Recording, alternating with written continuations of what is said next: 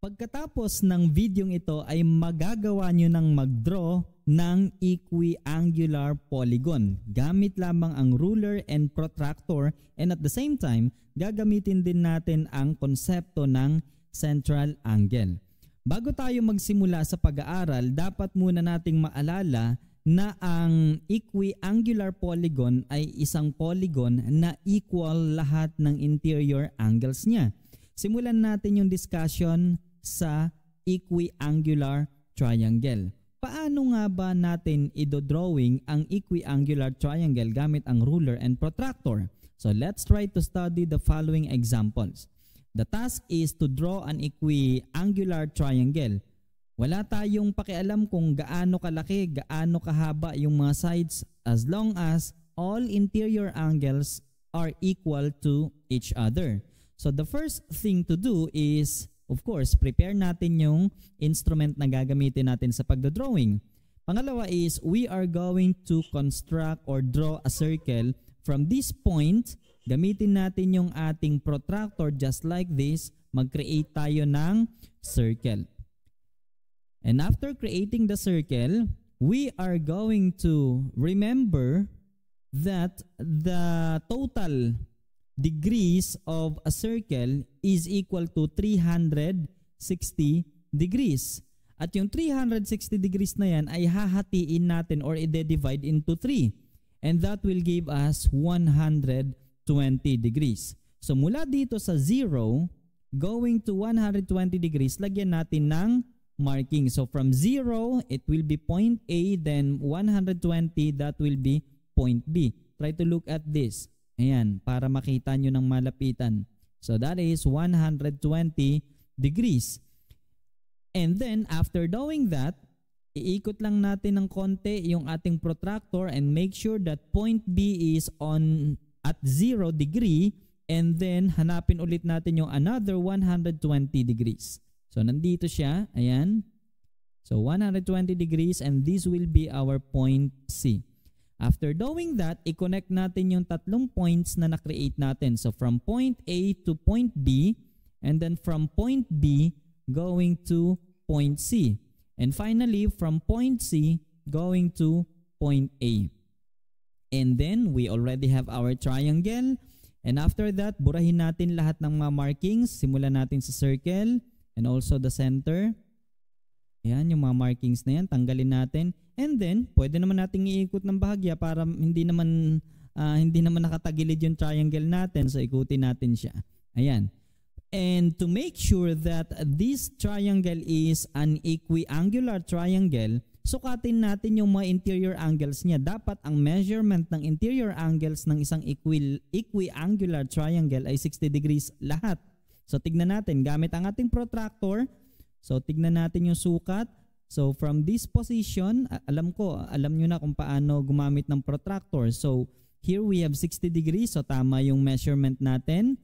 And then from vertex A naman, tignan natin kung 60 degrees din ba. Yun, exactly 60 degrees. So this is also correct. And the last interior angle is this one. And again, that is 60 degrees in measure.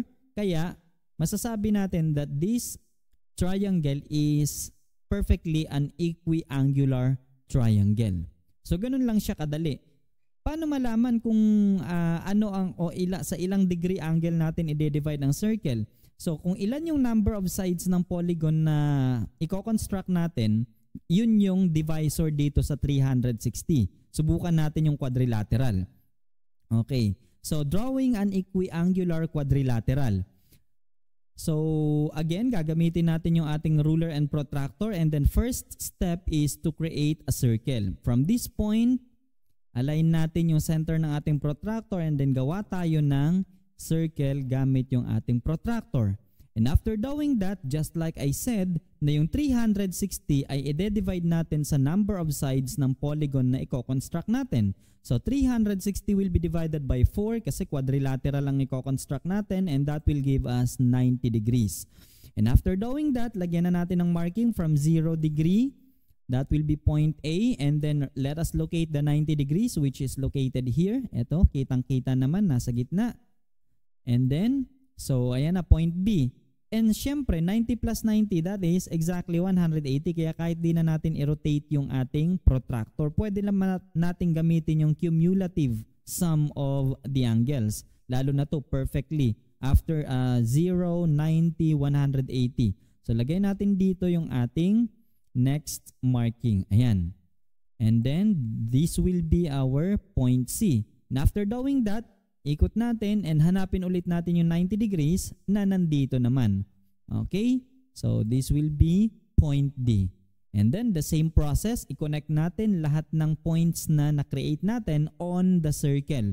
So point A going to point B, and then from point B to point C, and then from point C to point D, and finally from point D to point A. And that's it. Meron na tayong quadrilateral na equiangular, pero hindi pa tayo tapos. Kailangan muna nating linisin to. Alisin natin lahat ng markings. Ito pa. And then this one. Okay, after doing that, pwede rin natin siyang i-rotate para maging maayos yung visual, yung perspective natin para mas maganda tignan. Okay, and after that, subukan nating sukatin kung talaga bang 90 degrees yung interior angles yung lahat ng interior angles ng quadrilateral na to. Kasi nga, we are constructing equiangular quadrilateral, and for your information, the interior or the measure of all interior angles of a quadrilateral is always, equiangular quadrilateral is always 90 degrees. So, tignan natin. O, kitang-kita naman.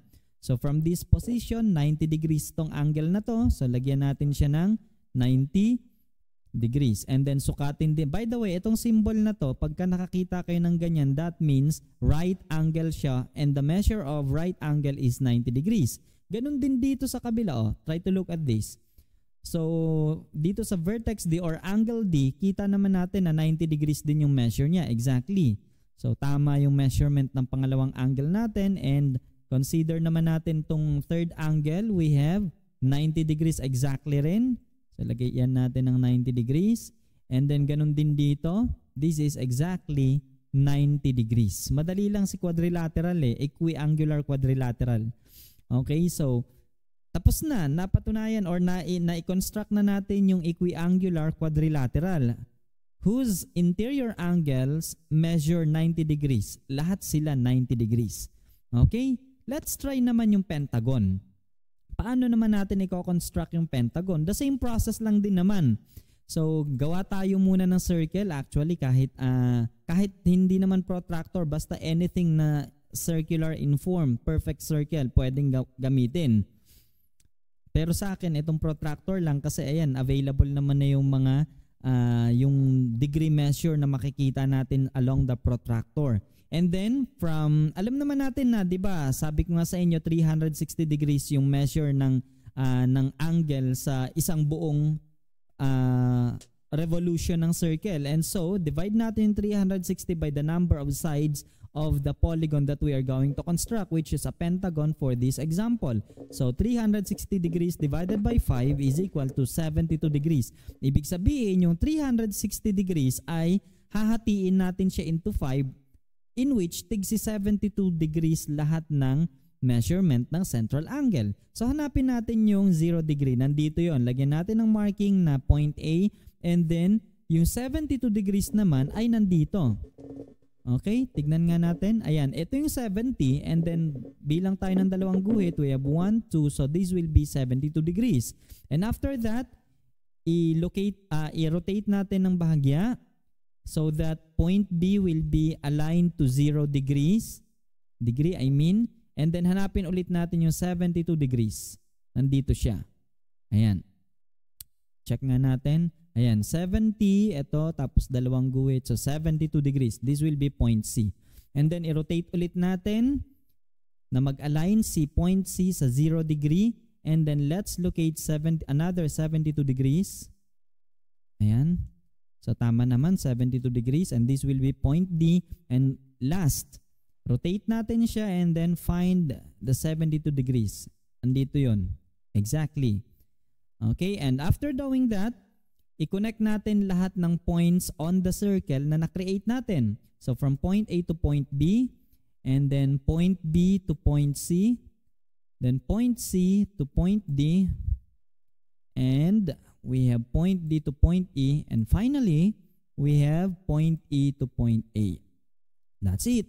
And then, linisin natin, remove the markings. Tanggalin natin yung mga yan. And also, i-tilt lang natin ng konti para tumayo ng maganda tong ating pentagon. And then after doing that, pwede rin natin siyang i-verify so that the interior angle will be measured equally. Dapat magkakatulad sila ng measure ng interior angle. And for your information, the measure of the interior angle of an equiangular pentagon is always equal to 108 degrees. No matter kung gaano kalaki ang equiangular polygon or equiangular pentagon, palaging 108 degrees. Same is true with the equilateral quadrilateral. Kahit gaano sila kalaki, yung interior angles nila ay palaging 90 degrees. Sa triangle naman, kahit gaano kalaki yung triangle, kahit gaano kahaba yung sides, pag sinabing equiangular triangle, the measure of its interior angle is always 60 degrees. Okay, so tignan natin kung 108 degrees nga ba talaga. Okay, using our protractor, eto. So this is 100, bilang tayo ng 8 guhit, and exactly this is 108 degrees. Okay, so lagyan natin ng markings. This is 108 degrees. And the second angle, we have another 108 degrees. Ito yung 100 katapat ng 80. So bilang tayo ng 8 guhit, that is 108 degrees. Lagyan natin to ng markings and let's proceed to the next angle. So tignan natin. In this position, we have 100. So bilang tayo ng 8 guhit, exactly this is also 108 degrees. And then another angle na naman, measure natin. So this is 108 degrees again. And lastly, check natin kung 108 degrees ba. This is 100. Then 8 guhit. Ayan, sana nakikita nyo. So still that is 108 degrees. And so we are done with our pentagon. Actually, kung naoobserbahan nyo, 72 degrees yung ginamit natin na divisor para i-divide yung 360 degrees into 5 equal central angle.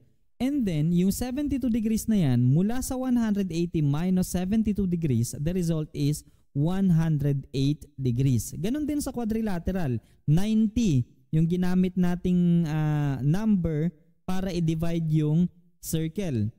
And then, yung 90 na yon, i-subtract natin sa 180, the result is 90. Kaya 90 degrees din yung interior angle ng ating quadrilateral. Ganon din sa triangle.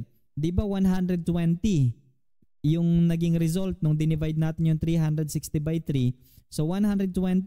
So mula sa 180 minus 120, the result is 60 degrees. Kaya ang interior angle ng equiangular triangle is 60 degrees. Ganon din yung mangyayari sa iba pang mga equiangular polygon. Sige nga, subukan nating obserbahan tong para naman sa hexagon.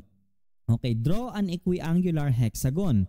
So first, mag-draw tayo ng circle. Bilisan na lang natin kasi same steps lang din naman yung ipe-perform natin.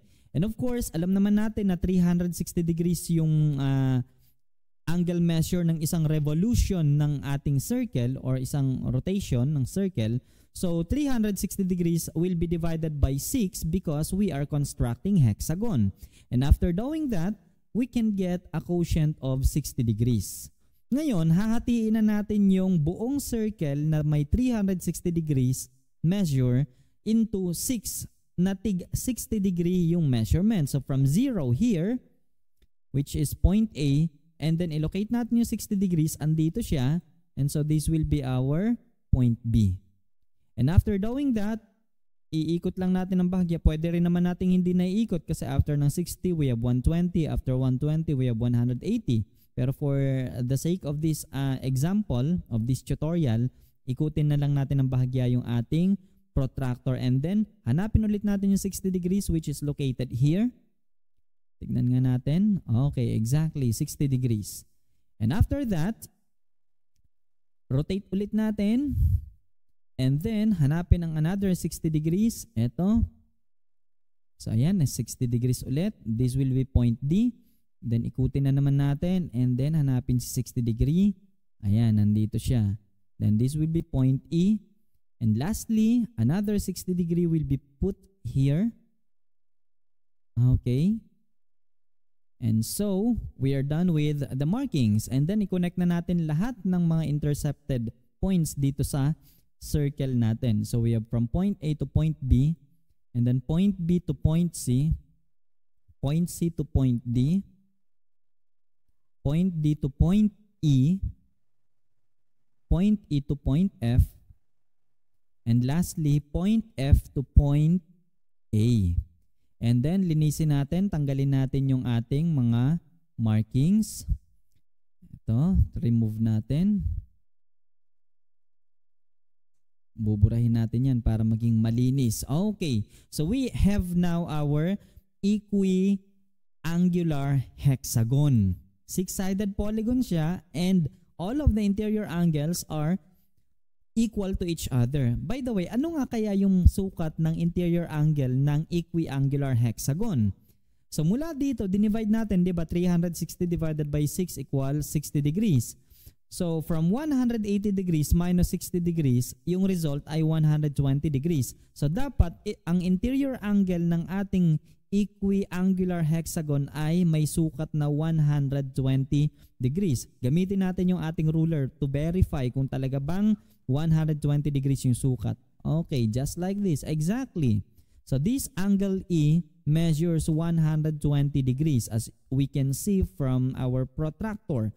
And so, lagyan natin ng label. This will be 120 degrees. And the second angle, we have angle F. Again, it measures 120 degrees. Okay, tignan nyo ha, yung number sa baba tinitignan natin kasi yung angle na mini-measure ay nasa left side ng protractor. So, this one, ito yung titignan natin. 120 degrees pa rin siya. And then, the third angle, we have, so another 120 degrees pa rin. Okay, so tama yung pagkakakonstruct natin. And then this one is also 120 degrees. Ang galing. And after that, we have another angle to measure. Ito naman si angle C which measures 120 degrees pa rin exactly. And finally, ito namang isa. Check natin kung 120 degrees ba. Okay, still 120 degrees. Ang ganda ng pagkakakonstruct natin. Okay. So, ganun lang. Pagka nag-draw kayo ng iba pang equiangular polygon, kung ilan yung number of sides niya, i-divide nyo lang siya by, yung 360 i-divide by the number of sides. At gamit yung ating circle na kinonstruct, hahatiin yung circle na may 360 degree measure into the number of sides. Yun yung magiging measure ng ating central angle na siyang magiging markings din natin para maalaman natin kung nasaan yung vertex ng equiangular polygon na kinoconstruct natin. Regardless kung gaano kalaki, kung gaano kahaba yung size. Kasi ang pinag-uusapan naman natin, equiangular polygon. And also, kapag sinabi nating equiangular yung polygon, for sure that is also equilateral. Theoretically, pagka kasi ang interior angles ng isang polygon ay equal lahat din ng corresponding sides niya ay equal. Kaya, ang isang equiangular hexagon can also be considered as equilateral polygon. At kapag tinawag na equilateral ang isang polygon at the same time equiangular din siya, ang tawag doon ay regular polygon. So sa mga examples na ipinakita ko sa inyo from triangle or equiangular triangle, equiangular quadrilateral, equiangular pentagon, equiangular hexagon, all of them are equilateral polygons as well. And since sila ay both equilateral and both equilateral and equiangular, matatawag natin na yung mga examples na ipakita ko dito ay regular polygon. Mula sa triangle, quadrilateral, pentagon, and hexagon, lahat ng naibigay ko sa inyong example sa video ito ay considered rin na regular polygon. Kaya pagka pinag-construct kayo ng regular polygon, same process, pwede nyo tong gamitin. Okay? And to try your understanding or to try what you have learned from this video, do the following task. Ito, draw equiangular octagon and decagon of any length of sides. So kahit gaano kahaba yung sides niya, kahit gaano kalaki yung polygon or yung octagon at decagon na gagawin nyo, for as long as both of them are equiangular. Sa makatuwid, dapat lahat ng interior angles niya ay equal to each other. Try to explore by following the steps na itinuro ko sa inyo sa video ito. Thank you so much for listening, and I hope you learned something from this lesson. Have a nice day.